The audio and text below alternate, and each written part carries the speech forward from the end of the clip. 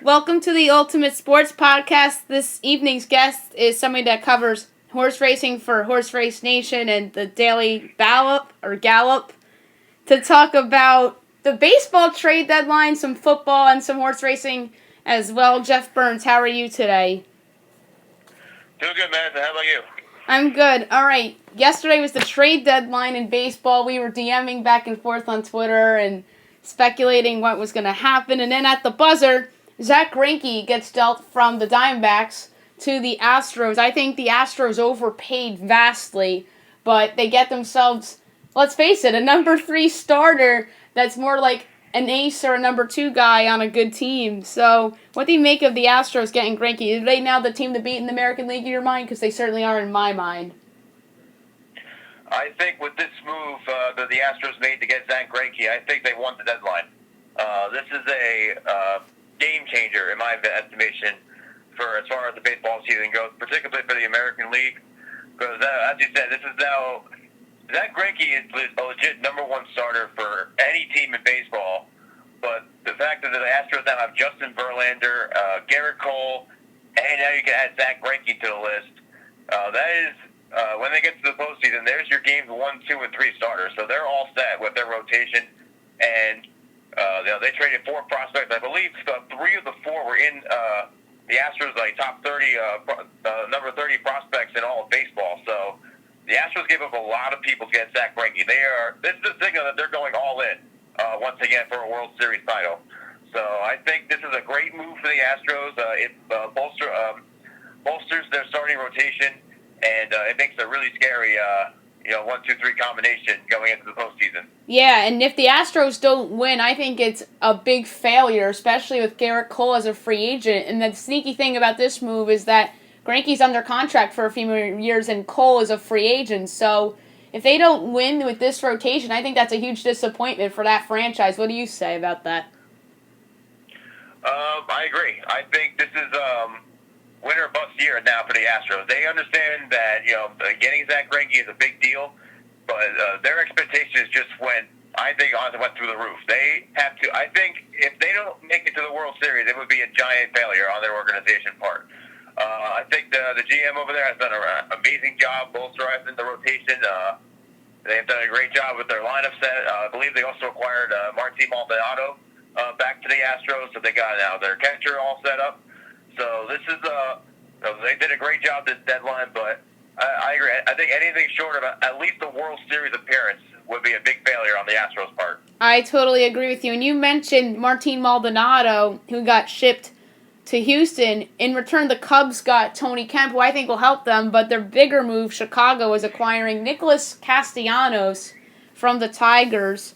Do you think that makes them the biggest threat to the Dodgers, or do you think it's the Braves with their bullpen acquisitions or the Nationals with their bullpen acquisitions? The Nicholas Castellanos trade was a very big trade for the Cubs. It bolsters their power hitting, also gives them some outfield depth. At the end of the day, though, I think, as far as the National League goes, I think the Nationals end up winning the trade front over there. I mean, they acquired, I believe, 3 bullpen relief guys, including Hunter Strickland and Ronald Elias. So that bolsters the team that has been really hurting as far as bullpen depth for a while, but now they acquire a couple of really good guys, and the the Nationals are going in the right direction. So I think this is the team that, as the season gets on, I think their schedule gets a little bit lighter than the Atlanta Braves. So I think it's going to make the National League East a much more interesting division as we approach September and get close to the postseason. Considering where the Nationals were just a few months ago, it's remarkable that they're even in this position now. Many of them considered sellers. They were considering even possibly trading Max Scherzer, but the fact that they're even here right now, buying players and getting back into this division race, truly is a testament to how the manager and all the staff have done a really great job down there. I agree with you. The Nationals did do a good job. I just like Shane Green the best of those 6 relievers that were dealt. He went to Atlanta. I think that they didn't give up as much as they did for Chris Martin. That to me was a little strange, but I like both what the Nats and the Braves did. They addressed some big needs, but I still like the Braves better in that division. I think that both teams' offenses are equal. the Nats get the edge in starting pitching, but I just like who the Braves acquired better than who the Nationals acquired in terms of bullpen help. Although I think that division race is going to be interesting down the stretch. And the NL Central is going to be interesting too with the Cubs and the Cardinals and even the Brewers, even though they trade away Jesus Aguilar. I think that is going to be an interesting race as well. What do you say about the NL Central? NL Central, I think, involves the three teams, the Cardinals and the Brewers. I believe only within a game and a half of each other. So I think it was a little bit surprising to me that the Cardinals did really make a big move at the deadline to help bolster their bullpen or possibly get another bat in the field. But the Cubs, I think, making the moves, of course, for Tony Kemp and of course, Craig Kimbrell has been a little bit of a disappointment too since he got signed with the Cubs. So I think it was a little bit surprising that they didn't really go after another big bullpen reliever. But, that's going to be a division that's going to come down to the very end. Honestly, I won't be surprised if that division is not wrapped up until the very last week of the season.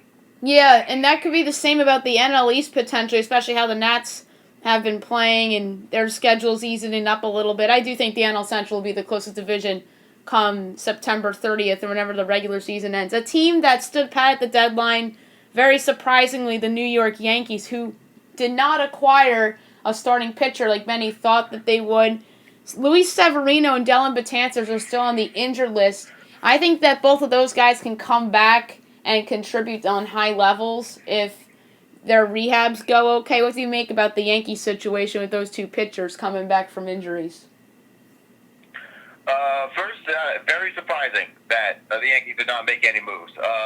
Brian Cashman said in his press conference yesterday that a lot of teams were asking him, and the prices were very high. The Yankees were reportedly inquired about Robbie Ray, and they asked for Clint Frazier and three other prospects. I actually liked the move for Cashman not to go after that trade. I thought they were giving up way too much on that part. But the Yankees are taking a big risk here. They better hope that this starting rotation improves as the months go on, because the schedule is not going to get any easier. And we're getting down to crunch time for the Yankees, because over the last couple of weeks, the starting pitcher rotation has over, I believe, a 12 ERA, which that's not going to do it for the rotation. As far as offense-wise, I think they're going to be okay. I mean, we've seen, over the season that they're going to be just fine offensively. It's really, if the Yankees are going to go any farther, at least make it to the World Series, that starting pitcher rotation and that bullpen has to improve. I mean, we've even seen Aroldis Chapman over the last few weeks not having a couple of good outings in a row. So he's going to have to improve on that end. James Paxton on his end, I mean, he's mostly been disappointing since coming to the Yankees. He has to step up his game. So Brian Cashman is taking a really big risk here, not acquiring another starting pitcher and really just letting it ride out. Yeah, that was very surprising to me. What is equally surprising is that the other team in New York, the Mets, went out and acquired Marcus Stroman from the Blue Jays. Did not give up much to get him. I think that Stroman, DeGrom, and Syndergaard on paper is a great rotation. What do you make of the Mets getting Marcus Stroman? To me, that was a huge surprise. That was very surprising. There were some rumors that the Mets were linked to possibly Marcus Stroman, but they weren't really very believable. So when it was first announced, it was very surprising. And considering the Mets at the time, it looked like they were way out of it in the division race. All of a sudden, they've won 7 games in a row, and they're just 4 back in the wild card. So this is a team that right now they're playing a very light schedule, and they're playing probably their best baseball of the season right now. Add to the fact that they acquire a top pitcher in Marcus Stroman. They keep Zach Wheeler, so the starting rotation really has been much improved since the All-Star break. So the Mets, if they can keep on this winning streak and keep playing the way they're playing right now, they actually, believe it or not, could have a say in this wild card race as we get down to the end. But Brody Van Wagenen made a bold move to go out and get Marcus Stroman. He's made some questionable moves prior to the season and during the season, but right now, if the Mets continue on this trend and they somehow squeeze into a wild card spot, the Stroman trade would look brilliant on his part. Yeah, that one really stunned me. And the Mets playing well really has helped their cause. They're 4 back in the wild card. I had a guest on the podcast a few weeks ago, somebody from Yankees Twitter, Sean Verma. He has his own podcast too, the Wild Cards podcast. He said that one of his bold predictions for the second half of the season is that the Mets would be within 3 of the wild card, and I thought he was a little crazy for that, but there are arguments to be made. DeGrom turnaround, Syndergaard turnaround, Cano turnaround, and I mean, Cano did struggle a little bit post his 10-homer game, or the 3-homer game. He has 10 homers on the year, that's why that number is stuck in my head. But Jacob deGrom's looking like the deGrom from last year again. Syndergaard pitched well last night, so maybe the Mets are up to something, and maybe they will hang around in September. So it should be interesting for them. So the Phillies are a team to me that surprisingly stood pat for the most part at the deadline, speaking of the NL East.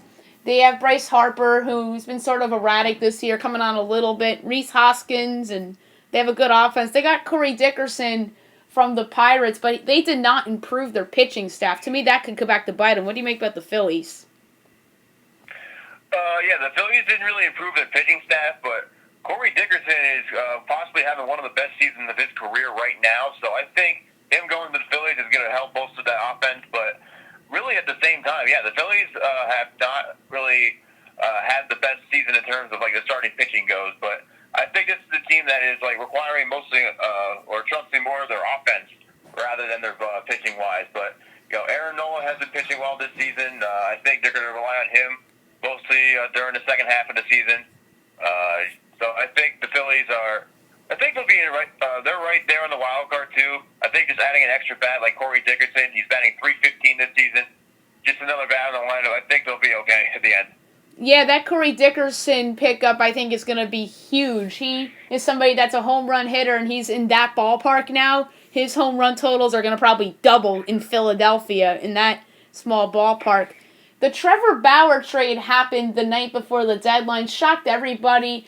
There's a lot of people reporting before the trade that the Reds were a late entry into the Trevor Bauer sweepstakes, and then they go and acquire him. They gave up a lot to get him, and the Padres gave up a lot on their part to get Taylor Trammell, who the Reds gave up. So what do you make of this big trade, and also Yasiel Puig going to Cleveland in this deal as well? I think the biggest winner, would end up being the Cleveland Indians, specifically because, to get that power bat in Yasiel Puig. You also add, I believe, Logan Allen also went to the Cleveland Indians. Is that correct? Yep. From Reyes. Logan Allen also went to the Indians. So that's definitely going to help their pitching rotation. So you got basically the replacement for Trevor Bauer over there. I really think that the incident with over the weekend with him throwing it over the center field, the ball over the center field wall after giving up all the runs in the game. I really think that inched Cleveland. Hey, this guy's got to go. I really think that really kind of turned him off on Trevor Bauer. But now he goes to a Reds team that has kind of been hot and cold lately. I believe they're 7 games back in the wild card. So I don't know if they're going to be materially postseason wise this year. But at the end of the day, the Indians, they get a power bat in Yasiel Puig. They get a good pitcher, Logan Allen. It's a very good trade for the Indians, and I think Yasiel Puig will thrive in Cleveland. I agree with that, and I always said that Puig would fit well in Cleveland. That was one of my predictions before the deadline. I did a trade deadline prediction podcast. I predicted Puig to Cleveland, but I did not predict Trevor Bauer to the Reds. I actually thought that Bauer was going to stay put because the Indians were in the race, but that was obviously before the incident over the weekend. And speaking of the Reds, what did you make of that brawl, by the way, with the Pirates? Oh, that was crazy. That was probably one of the most wild brawls I've ever seen. Not gonna lie. Just a wild brawl. I mean, those two teams have just had ugly games between each other all season long, and I think this just finally boiled over because remember they brawled earlier this year too, also involving Yasiel Puig, and I believe MLB announced that 8 people were suspended from that brawl.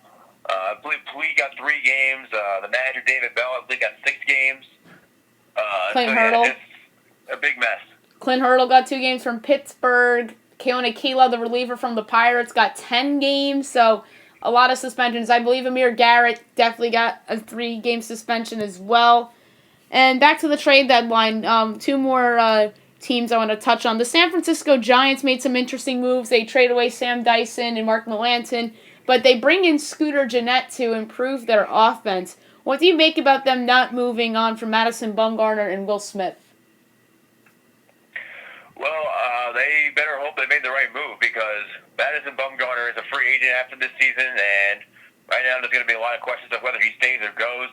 They did trade some pitchers. They traded Drew Pomeranz to the Brewers. I think that was an interesting move. And they traded Sam Dyson to the Twins. Sam Dyson was in relief today for the Twins and blew a 3-run lead against the Marlins. So, Yep. Not really a great start for him up there in Minnesota. But, the acquisition of Scooter Gennett, that's another bat that's going to be in the lineup for the Giants, a team that has been very hot with the bats lately. Scooter Gennett is another player that also, again, is a good defender. He continues to just thrive. He was thriving up in Cincinnati. Now he goes to San Francisco. But, he's just another bat in the lineup that would probably just help San Francisco try to make a wild card. Yeah, and one team that stood pat, and I was surprised they didn't improve their biggest weakness, and that is the Boston Red Sox bullpen. I am surprised that Dave Dombrowski stood pat here. What do you make of the Red Sox situation? Honestly, I was really not surprised because the Red Sox, I believe Dave Dombrowski was asked in a press conference like that, and he basically openly admitted that we're very far behind in the division. We don't know exactly what we can do here. Even though they're right there on the wild card, plus they probably have one of the worst farm systems in all of baseball. I believe they only have one player in the top 30 rankings in all of baseball. So, the asking prices, I believe, for the teams that they were trying to trade with were very, very high. Probably similar with the Yankees as well. But, at the end of the day, if the Red Sox are going to make it to the postseason, they're going to have to ride it out with this bullpen and hope they improve. Yeah, I do believe Boston is likely to make the playoffs, but it's not a lock like people are saying it's a lock. I don't think it's a lock that the Red Sox make the playoffs. Ultimately, I think they will because of J.D. Martinez and Mookie Betts and that offense, and I believe Chris Sale has a hot run in him. Yes, he sucked against the Yankees on Sunday Night Baseball, but I still believe in Chris Sale and the Red Sox. Let's switch over to football real quick before we get to Breeders' Cup. The Hall of Fame games tonight. What are you looking forward to in that game tonight? Are you going to watch it? I'll probably watch a little bit of it, but just seeing football back. That's probably the biggest thing I'm looking forward to. But, it's good to see a couple of teams back on there. I believe Drew Lock is going to be playing for the Broncos, so I'm very interested to see what he gets to do in his first bit of action with the Broncos. I don't know if he's going to play any games this year, but, as a young quarterback, is going to be back up to Joe Flacco. So, we'll see what goes in there, but just happy to see football back. Yes, to me the most intriguing thing about the game is you just mentioned it, the debut of Drew Lock for the Broncos. I don't know if he'll start. It'll probably be Joe Flacco because normally teams let their regular starting quarterbacks start. So I expect to see Joe Flacco and Matt Ryan in this game. Funny that those two guys were drafted in the same year. I believe it was 2008 they were both drafted. And now Flacco obviously on the second team. Ryan still at the Falcons, won an MVP a few years ago. So, yeah, Drew Lock's debut is what I'm looking forward to the most in this game. And like you said, just to have football back, it's exciting. And there's two holdouts that I want to talk about. Two big-name running backs, Melvin Gordon, who demanded a trade, and Ezekiel Elliott, who's holding out a Cowboys camp because he didn't get paid. Do you think that Zeke will eventually come back to Cowboys camp, or I think he will actually, and Melvin Gordon, do you think he will eventually be traded, like his trade demand get approved? I think there's a better chance that Zeke Elliott will come back to the Cowboys before Melvin Gordon. Honestly, I will not be surprised if Melvin Gordon does not play a lot of football this season, considering the amount of money he wants and how far away him and the Chargers are in terms of how much money he wants to get. But it's just a very complicated situation. Now he wants out of L.A. Plus, I don't know which team as of right now is going to want to pay him the money that he's demanding. So it's a very complex situation. The good thing for the Chargers is they have Austin Eckler in the background. He had a very good season last year. I think he's very capable of leading the backfield. You got Phillip Rivers. He's still in good form. So, as much as as much as the Chargers want to bring him back and everything, I think ultimately with the team that surrounds Phillip Rivers, that very good defense, I think they'll ultimately be okay. Same thing with the Cowboys. Dak Prescott is still the the starting quarterback. Jason Wynn's coming back, bringing a veteran presence to the team. But, it's just, I think we will see Zeke. It's just a matter of, how far they want to take the negotiations to go. Yes, I think it's more likely Zeke returns than Melvin Gordon gets traded, because who are the suitors for Melvin Gordon? Like, every team has a running back. I mean, the Packers can use an upgrade maybe, but I just don't see a slam dunk destination for Melvin Gordon. And the Chargers, to me, really should get this done, although Austin Eckler's a nice player, and he had a good year last year, but I'm not sold that he's a true starting running back. I mean, he could certainly replicate what he did last year, maybe, but he's just not on the same level as Melvin Gordon. So, last thing I want to get to you with you before we go, the Breeders' Cup. We just had the Haskell. What's next before November 2nd? Well, there's plenty of races left in the schedule before the Breeders' Cup. I mean, you got every division that's in the field, older horses, female horses. Just this weekend coming up, there's a Grade 1 at Saratoga called the Whitney Stakes. Very good field of horses coming in there. You have a bunch of horses exiting Grade 1, some new comers to the field as well. One of the horses in the field is a horse named Mackenzie. Mackenzie was a Grade 2 winner at Churchill Downs earlier this year. He's coming off a runner-up effort in the Metropolitan Handicap on Belmont Stakes Day. He's sport trainer Bob Baffert. This is a horse who loves to travel. He's has a couple of wins at the mile and an eighth distance. He'll be the early morning line favorite. Another horse in the Whitney is a horse named Vino Rosso, who is coming off of a win in the Gold Cup at Santa Anita. That was going a mile and a quarter, so he'll be shortening up to a mile and an eighth today. Trainer Todd Fletcher has him in very good form right now. He has run at Saratoga pretty well in the past, and so we'll see how he does there. There is a European shipper in here. His name is Thunder Snow. Thunder Snow was third in the Met Mile behind Mackenzie, and this is a horse who's still searching for his first win in North America, but he's a multiple Group 1 winner over in Europe. He's also won the Dubai World Cup, the world's richest race, 2 years in a row. Only horse to ever do that. So it really is actually a treat for racing fans to see a horse like Thunder Snow in the United States running at a Grade 1 at Saratoga. I think he's been training very well coming in here, so a very complex group of horses in the Whitney this Saturday. Yeah, it should be an interesting stretch here for horse racing before we get to the Breeders' Cup. It was good to have you on today. I'll probably have you on again before the season, the football season. We'll do predictions. I'm going to do that with all my regulars pretty much, have them on with their football predictions, because football's a great sport. Everybody loves football. It's literally the best time of the year, and in college football as well. I hope you have a great day, Jeffrey. All right, thanks, Madison. Always good to talk to you. Yep.